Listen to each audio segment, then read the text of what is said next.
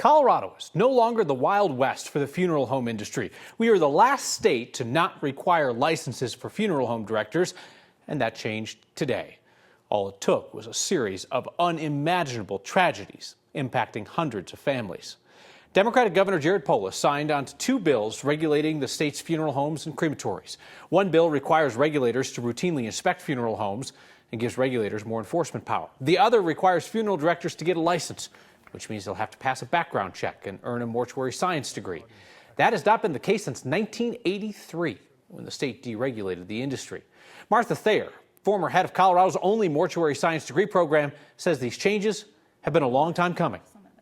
What today is it's a step forward in rebuilding trust with consumers in Colorado who, on the worst day of their life, call a funeral director and have that expectation that their loved one, in addition to them, are going to be treated with dignity, with respect. We've seen some horrific incidents in recent years. The body parts sold out of Sunset Mesa Funeral Home in Montrose to an FBI raid in 2018. The decomposing bodies found inside the Return to Nature Funeral Home in Penrose last fall. Family members of some of those impacted were there at today's bill signing. And I'm so happy that they allowed me to bring my son. For him to be able to be here and know that he's part of Colorado history, and his Gigi, her legacy, means way more than her body being left in a building to rot for over a year. Those new requirements won't kick in until 2027. Existing funeral home operators will still have to pass background checks and standardized exams. Colorado's most diverse city does not intend to help migrants. Conservative majority on Aurora City Council has made that clear. Yet migrants are ending up in Aurora for a few reasons, and our Janelle Finch found nonprofits stepping up to help them.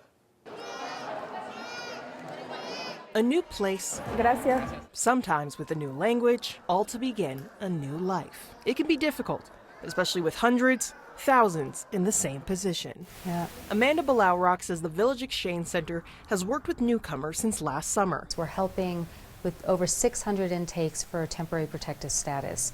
We are helping people with legal assistance, with referrals to healthcare providers, getting them into housing, getting the children into school. She says VEC has case managed 1,750 migrants who've called Colorado home, some in Aurora, where Balaurock believes there are real draws for migrants. Number one is the proximity. Number two is there are considerable organizations and people who've been accepting and work with immigrants and refugees. And number three, I'd say that it's a lot cheaper. For whatever reason people come to the city, nonprofits like VEC hope to ease the transition.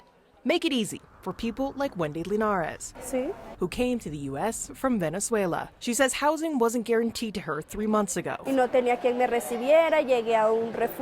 She says getting work without documentation has also been a challenge.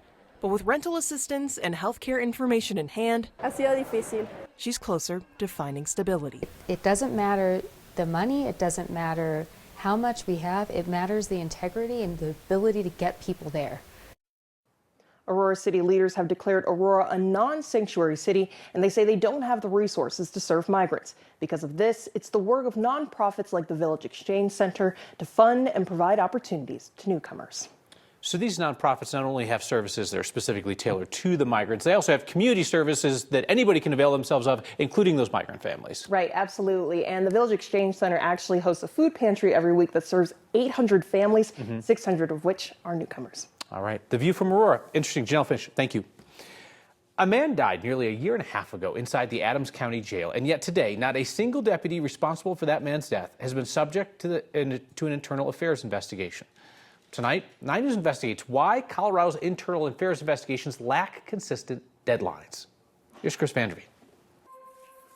As far as mysteries go, this one lacked even a hint of ambiguity. A man died inside a jail surrounded by deputies trained not to do what they did. Simple, straightforward. Arthur Roybal is my brother. Adam Hernandez knows his brother died on a gurney, strapped down and face down for 16 minutes, a direct violation of the county's own policy. The coroner even called it a homicide. I miss my brother. I think about him every day. And yet, a year and a half after Arthur Roybal's death, an internal Adams County Sheriff's Office investigation has yet to start. It feels like, they're hiding why my brother is dead. Why is a question we asked. The answer to that led 9 News Investigates to a much bigger mystery than the death itself. There's been no punishment and there's been nothing. Yeah, that's tough. Not knowing is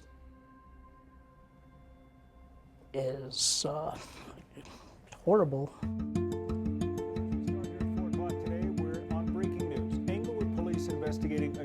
Forgive us for a moment for introducing something to this story that might appear unrelated, at least at first. This started along South Santa Fe Drive. Late April this year, They shot at him. on the 29th, officers shot and wounded a man they say tried to kill them in Inglewood. 2 people are dead. 3 officers are now on leave. The following day in Jefferson County, Thornton police officers shot and killed 2. You did have a case overnight. We did. District Attorney Alexis King is talking about the latter case, but what she told us applies to both. There's a standard in Colorado when officers use deadly force. 2 investigations, one led by IA. Correct, internal affairs. An internal investigation led by the officer's bosses looks for possible policy violations. The other, led by an outside team, looks for something else. Ours is essentially a criminal process, and IA is an administrative process. 2 separate investigations tasked with 2 different things. King told us, in her opinion, one need not wait for the other to begin. You would have no problem with Thornton immediately conducting an internal affairs investigation in relation to what happened last night? No, I spoke to the chief this morning and told him that he could do whatever internal administrative process he felt was warranted at the time. Call it concurrent or simultaneous investigations. Remember the Inglewood case? They too agreed to run their IA investigation concurrent with the criminal investigation. At the same time, it is already ongoing. Our investigation found that to be the standard. We asked 36 law enforcement agencies when they will start their IA review of officer-involved deaths. 2/3 said immediately. They are separate, but they are parallel investigations. Larimer County Sheriff John Fan starts his right away. He said it's critical for public trust. Again, that's where our community expects that transparency. And it's just 2 different avenues of investigation. Again, one is, we talked about criminal, and one is administrative. We also asked 8 district attorneys' offices if an IA investigation might interfere with their criminal investigation. 6 took no position or said the IA review can start at any time. And the national standard is running them concurrently. Tony Spurlock will never be confused for a man who likes to question law enforcement. I'm very pro law enforcement. I could classify myself as that, yes. The former sheriff of Douglas County knows some law enforcement agencies decide to wait to start their IA until after the criminal investigation is complete, mostly out of fear of interference. But he says that fear is unfounded and leads to unnecessary delay. IAs cannot cross over the wall and share information to the criminal side. Even still, we found multiple law enforcement agencies still wait for the criminal investigation to conclude. That includes Denver Police, Louisville Police, and the Adams County Sheriff's Office. The same office that to date has yet to investigate a single deputy for the now 1.5-year-old face-down, strap-down death of Arthur Roybal. It's apparently news to the local district attorney's office, which told us Adams County doesn't need to wait for its investigation to wrap. In essence, it's free to investigate this whenever it wants. Yeah, their policy was violated, and they are taking no accountability for not following their policy with their prisoners. As of last word, the deputies involved are still working their normal assignments. A mystery and a mistake, says Spurlock. Is 18 months too long to wait to start an IA investigation? Without an exceptional reason, yes, it is. In my opinion, is not good service to your community, it's not good service to your agency, and it's not in best practice. The Adams County Sheriff's Office tells us all deputies involved are still working their normal assignments. The county's policy on this type of restraint is clear. It reads, quote, "Restrained inmates shall not be placed face down or in a position that inhibits breathing." The kinds of red flags that'll often keep people from getting hired in a lot of jobs, those things are the reason that they get hired by the nonprofit Prodigy Ventures. Because Prodigy's 2 coffee shops in Denver double as workforce training for young people coming from the city's most neglected neighborhoods. This week's Word of Thanks microgiving campaign is helping Prodigy change lives by laying the foundation for successful careers more than just jobs. Prodigy offers paid apprenticeships to give young people on the margins of society in Globeville, Rio Swansea, a launch pad into high-demand jobs in hospitality and customer service. Their wages from this intensive 12 to 18-month program go back into the GES neighborhood, sometimes as the main income for their families, and offering a proven path to economic mobility. Prodigy is a community hub, and it's a way to help people who easily could have been on the wrong path in life to get on track to success. And they make delicious coffee as well. Scan the QR code on your screen or text the word thanks to get to 303-871-1491. We'll send you that link to join me and a bunch of other Next viewers in donating to support Prodigy's work. More than 2,500 of you have signed up to simplify your giving with a monthly donation to the Word of Thanks Fund. And what that's meant is that we have started our recent microgiving campaigns with almost $20,000 in your donations each week. Use that same QR code or text to get there.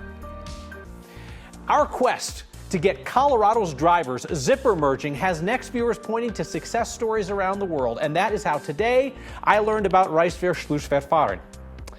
Tribal nations are seeking to lay claim to their share of the Colorado River after decades of being left out of water negotiations. And it is a Memorial Day edition of Your Good News. Folks out celebrating the long weekend without losing sight of its meaning. Next. The Navajo Nation wants to cash in on its portion of the Colorado River, one of the largest outstanding water rights claims in the whole basin. A proposed settlement would cost billions, and it comes after the states that share the river pledged to give the tribes a seat at the table in future negotiations. The Navajo Nation and two other tribal governments are looking for a $5 billion settlement with the Biden administration. They say that they need that money for infrastructure to claim and then deliver the water from the Colorado and other smaller water sources. The settlement would fund a pipeline from one of the Colorado River's biggest reservoirs, Lake Powell, and would require that pipeline to be built by the year 2040. Any settlement could impact a water sharing agreement that's currently being negotiated by the 7 states that all rely on the river. Dozens of tribal communities are still trying to recoup their water rights after they got cut out of the original agreement between the states in 1922. The upper basin states, including Colorado, agreed to negotiate directly with the tribes earlier this year. We made it to the end of the week. A beautiful Friday, mild and dry tonight with a couple of thunderstorms both Saturday afternoon and Sunday. We are tracking a little bit of moisture coming in underneath the ridge that's building over Colorado and some heavy thunderstorms for travelers off to the east of our state. Highs today, 60s, 70s, a little bit cooler. Compliments of that front that came through yesterday. But winds are starting to ramp up out of the west and southwest, and that's going to help to warm us up heading into Saturday afternoon. Tracking a couple of isolated showers on the I-70 corridor and Vail Pass, but not really going to amount to a whole lot. Travel will be impacted from St. Louis and Memphis down to Dallas tonight. Heavy thunderstorms expected there, with just a few passing clouds in Denver tonight and about a 30% chance of rain from storms tomorrow. Comfortable weather as we move through the evening time period, with temperatures in the 70s dropping down into the mid-50s after sunset. Mid-70s over the weekend with a chance for a few storms both Saturday and Sunday. Memorial Day Monday, sunny and warm with highs near 80. Low 80s in the forecast to kick off next week. My goodness of the day is going camping and having fun and spending time with my family. Every weekend, long or short around here, starts off on a positive note. We'll set aside the headlines in the news and focus on a simple question for our neighbors. What's the best thing in your life these days? That's next.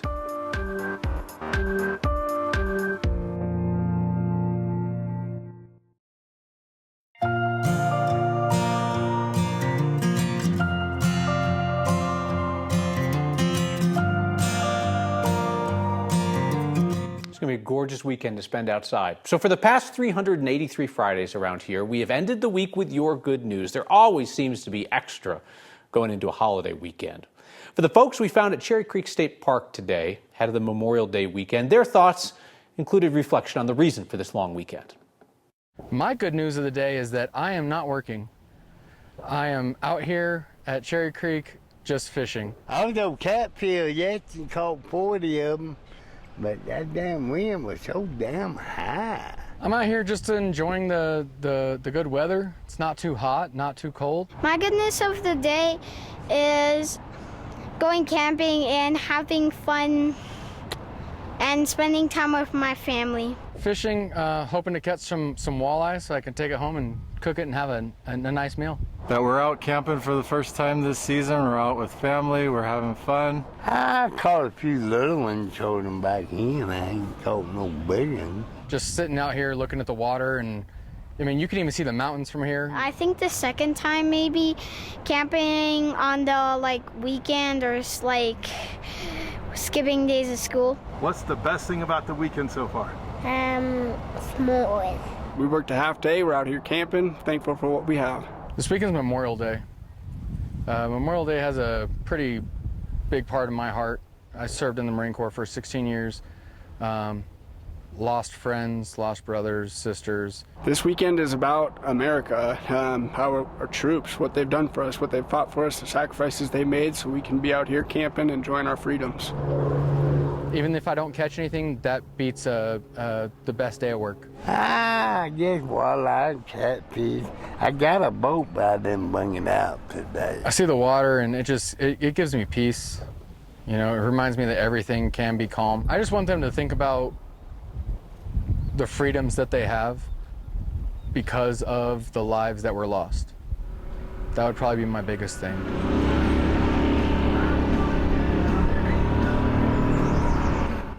Appreciate everybody's thoughtful Memorial Day reflections. Matt Maryland, shirtless fisherman guy. He was a vibe, huh? We got your feedback next.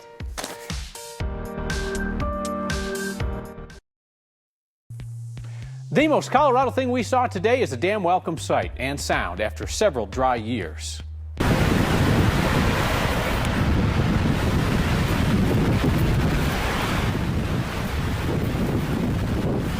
Spillway is wide open at the Morrow Point Dam on the Gunnison. This is east of Montrose, and it creates those beautiful quadruple waterfalls that cascade 350 feet down to the river below. This is a rare sight.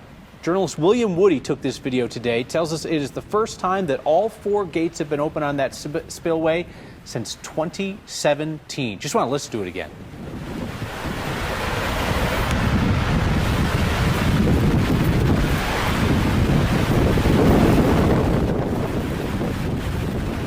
That's beautiful, and it's good news for our state.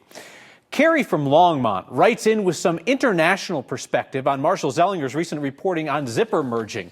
Carrie's a recently retired diplomat, grew up in Germany, where the zipper merge, or Reisverschlussverfahren, is apparently the law. She says it works well, considering how very expensive and how long it takes Germans to get their driver's license. They don't take those laws lightly because violations are also very expensive.